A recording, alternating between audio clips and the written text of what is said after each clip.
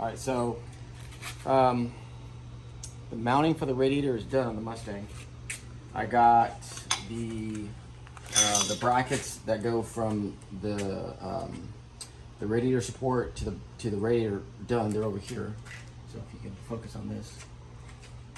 So these are the brackets. So those are aluminum and they're just they're painted black. So I don't want that to be a focal point. There's another one on that side over there.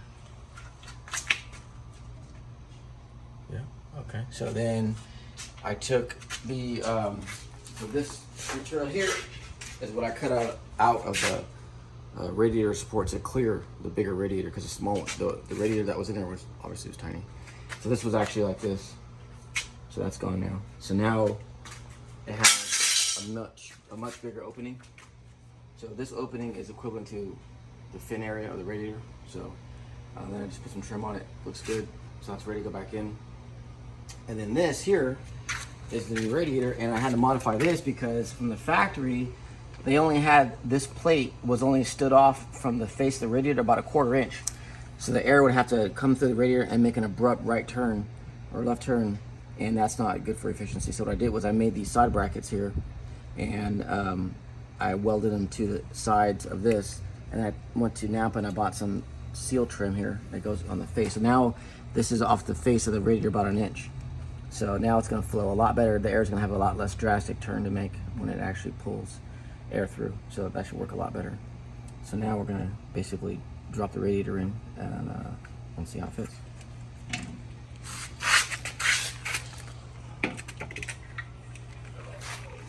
Let's see. This is the first time I actually put the fan in. Put the radiator in with the fans.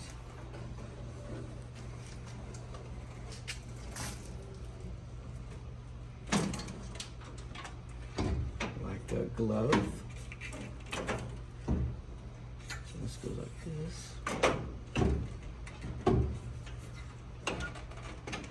Just like so. So yeah, it goes just like that. Just like that. So as you can see now, you can see the whole radiator, and then the condenser is it was against this radiator. It was really close, about like that far away. So I'm gonna move it back a little bit too, so the air can come in from the sides, and it can go this. So it just won't pull from the condenser that's right in front of it. So yeah, I think. What do you think? It looks tight. So looks a lot better now, a lot bigger. So the next thing I'm going to have to do is actually make a custom radiator hose from here to here to make that bend, because there's no radiator hose that I can buy that will make that bend. So from where? From here to here. Okay. So the one that's in there is just not going to cut it. So what I'll probably do is I might go down and over and underneath, or I might just go like this. I don't know, we'll see. We shall see. But yeah, so that's what we got so far. That's progress. Looks good. You can see here there's not even a 1/2 inch of space. If you look here, in line with between the pulleys and the radiator. So it's really close. Maybe some areas are probably like only 1/8 inch away. So yeah, but yeah, it's everything. I utilize every bit of space. So there's no wasted space at all. None. So, all right. The next task is the upper radiator.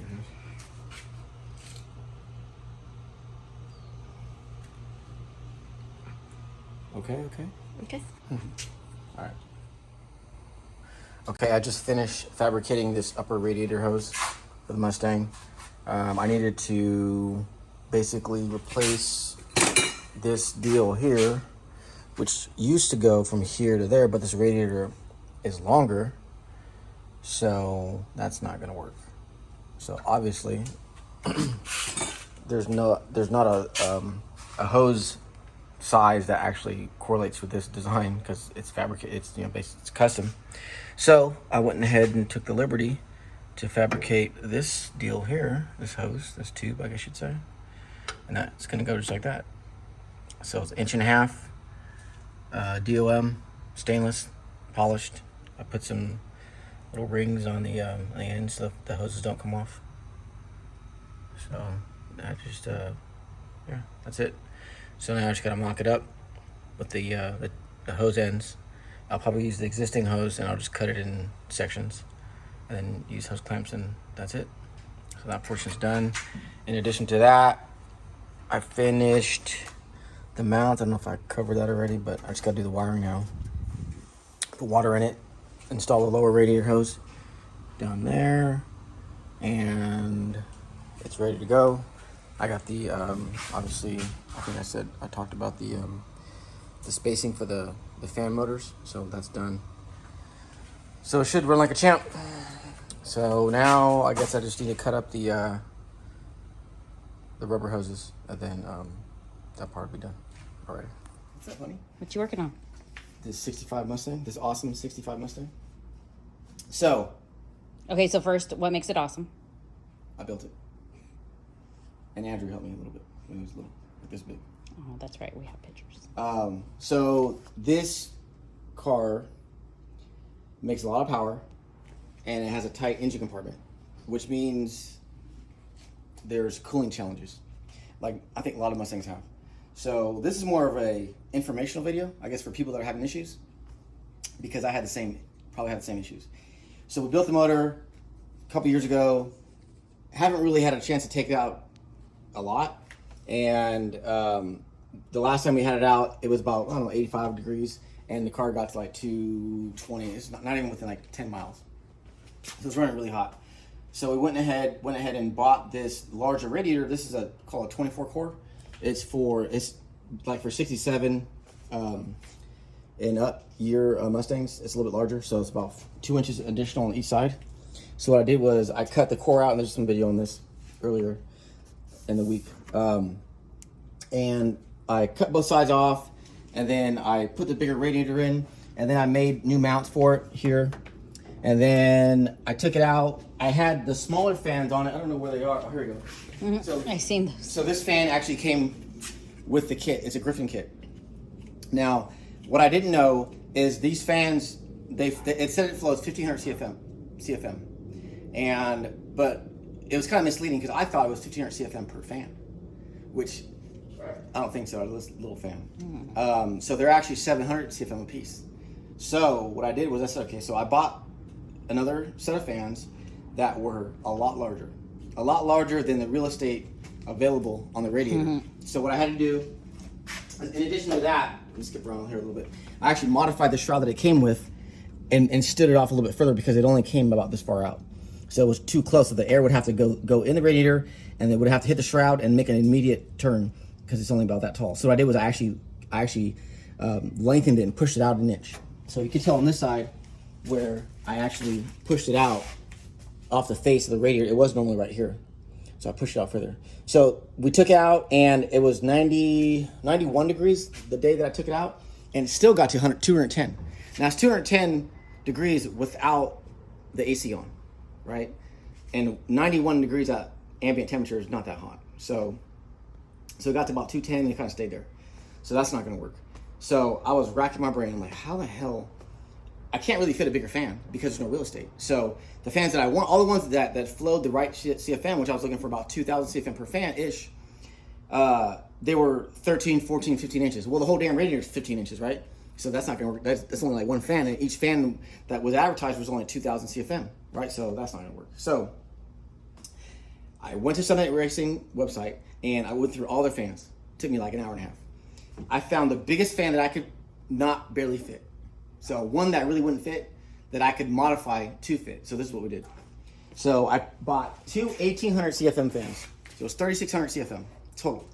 What I had to do is some crazy gymnastics, but this is what we got. So I mounted one here, and it's actually, if you come over here, you can see it's a lot taller than the other fans. It actually protrudes into the space, which is the idler pulley, the AC condenser, and the water pump. It's only about a 1/4 inch away from each one of them, and the power steering pump. It's actually nestled right in between the three of those. No space whatsoever.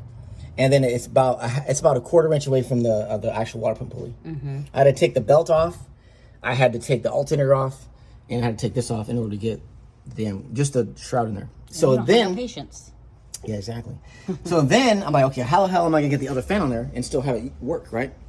So the fan was sticking out, the two together, it's still sticking out like 4 or 5 inches off the face of the radiator, which is over here.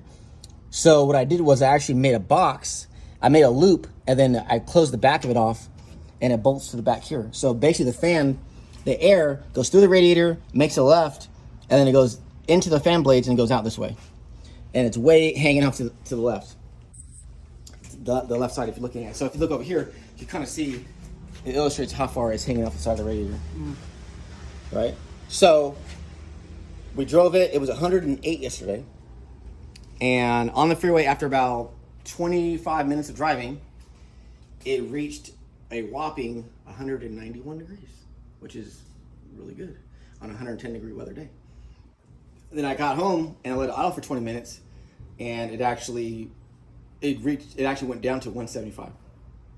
So the air flow on this is ridiculous. I mean, it's way more than it was. I mean, I was even experimenting with putting vents in the front here, like ducting, to help direct the air into it. That's how extreme I got to. I'll use cardboard.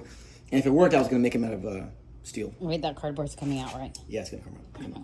So the only thing left to do is actually put a radiator overflow can, and that's it. So I want to start it up. And So wait, so I understand. So you got a new radiator. yes. Okay. You didn't had to modify that.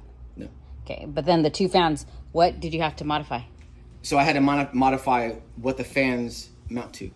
Oh, I see. Okay. Because they came with, they actually I get it. came with two of these small fans, Okay. which is good for 1500 CFM. But Right. obviously, because they came with two of these side by side. That's good for my ATV. Yeah, yeah, exactly. I see, But I this see. car's the thing is, the reason why I picked it is because it's slim.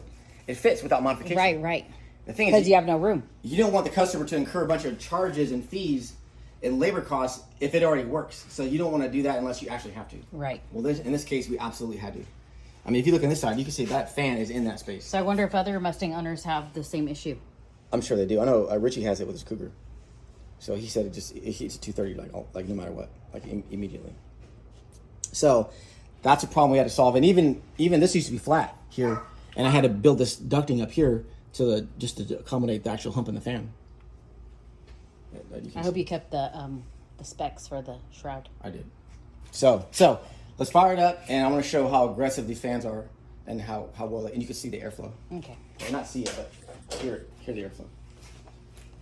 And they should, before the fans never cycled off. So they would just stay on because it was inadequate cooling.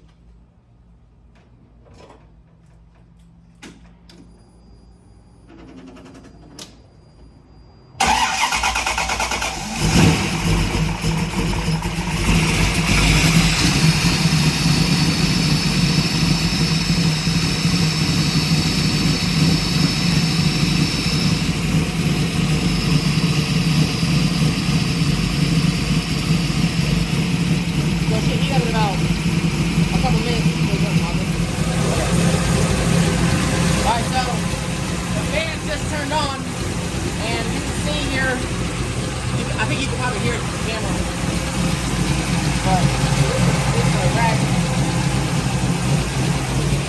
Because now it's turned off. So it won't even, that's 165.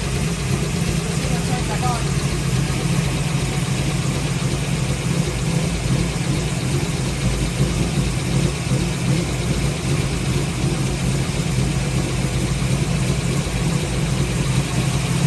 What are you doing with the rack? You see when it turns on?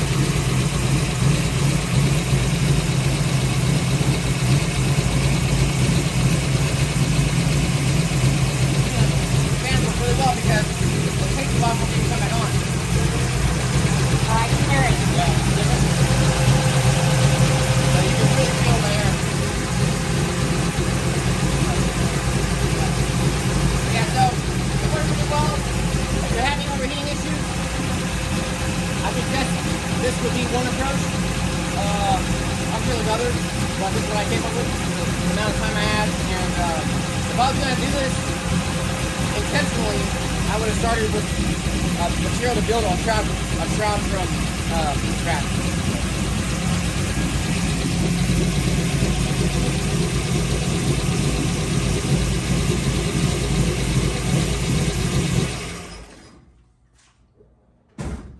like that. So this fan here is part number is 301-02044. If anyone's interested, or not interested, but like Can they buy it on your website? Yeah, right. You can buy it on the same website I bought it from, which is Summit. And Summit is not sponsoring this video. I wish it was though. But yeah, so yeah, that's it. So now we're ready for Hot August Nights. At least Caesar's ready, and the only thing left to do was the overflow and recharge the AC, and that's it. Is there anything else he's going to do to the car before we go, or it's... No, I think that's it. Interior looks good. Clean it. It looks so good inside. Yeah. It's nice.